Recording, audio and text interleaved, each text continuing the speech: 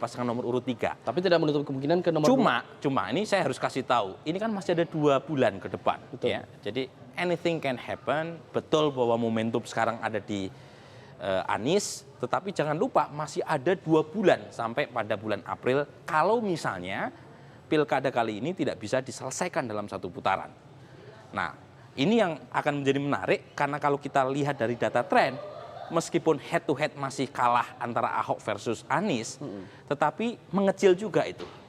Mengecil selisih antara Ahok versus Anies, meskipun Anies kalau di head to head kan masih unggul. Oke. Nah, menariknya sebelumnya head to head sama Agus pun Ahok kalah.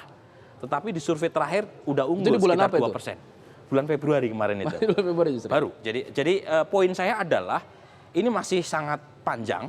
Mas EF harus menyiapkan asupan gizi dan energi lebih jauh gitu ya. Karena pertarungan kalau misalnya seperti prediksi banyak lembaga survei tidak bisa dibungkus dalam 1 putaran, sulit buat pasangan siapapun untuk meraih magic number 50% per 1. Artinya pertarungan dan drama berlanjut 2 bulan ke depan. Dan artinya lagi bukan hanya pendekatan di level bawah terkait dengan pendukung pasangan nomor urut 1, tapi juga ini pendekatan ke elit. Partai-partai seperti Demokrat, PKB, ya, PAN, kemudian P3, apakah mampu didekati oleh baik pasangan nomor urut 2 atau 3 kalau skenarionya terjadi dalam 2 putaran. Artinya partai politik juga mempengaruhi di sini. Menentukan untuk juga. Gini ya. Nah, Mas Ep, untuk katakanlah kita akan maju ke 2 putaran. Seberapa penting 2 bulan ini bisa dimanfaatkan oleh masing-masing pasangan calon?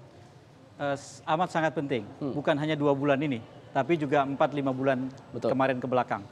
Setiap hari prinsipnya adalah hari yang sangat penting.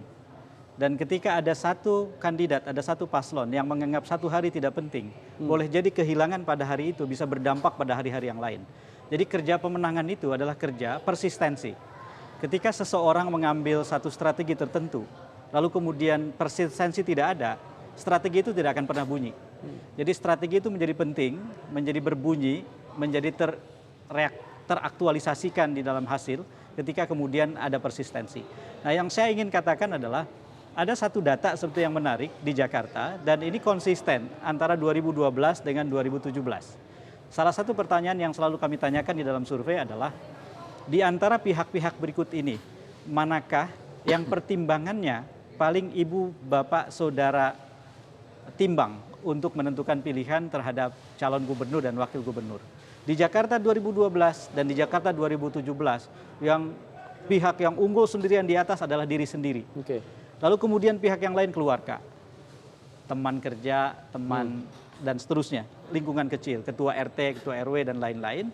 Jadi harus diingat oleh semua pihak bahwa di Jakarta pertarungan itu adalah bagaimana kampanye dan pesan kampanye sampai ke setiap orang.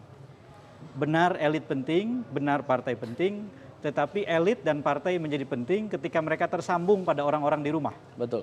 Nah, jadi menurut saya memang tidak ada satupun yang bisa memastikan ketika ternyata 2 putaran, yang satu sudah unggul, yang lain pasti kalah. Tidak ada.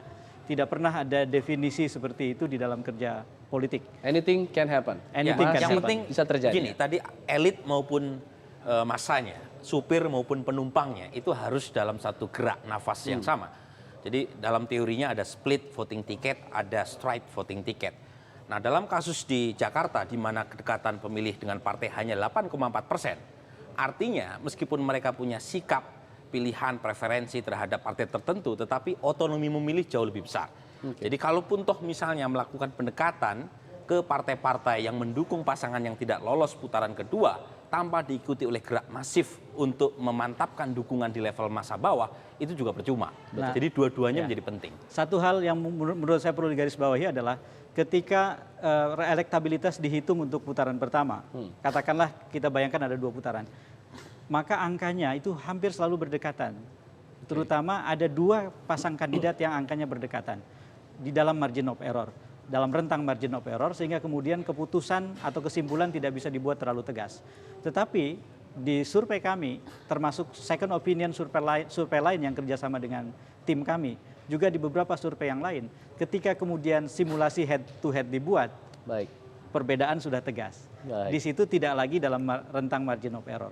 Jadi menurut saya dengan demikian sebetulnya kecenderungan putaran kedua sudah terlihat dari sekarang. Tetapi sekali lagi, itu semua tentu saja akan bisa berubah oleh ikhtiar yang berbeda dari setiap paslon yang nanti masuk ke putaran kedua. Baik, kita akan tunggu nanti bagaimana hasil cepatnya. Kita akan tunggu juga data-datanya dari teman-teman semua. Dan kita akan kembali lagi ke Indiarto Priadi.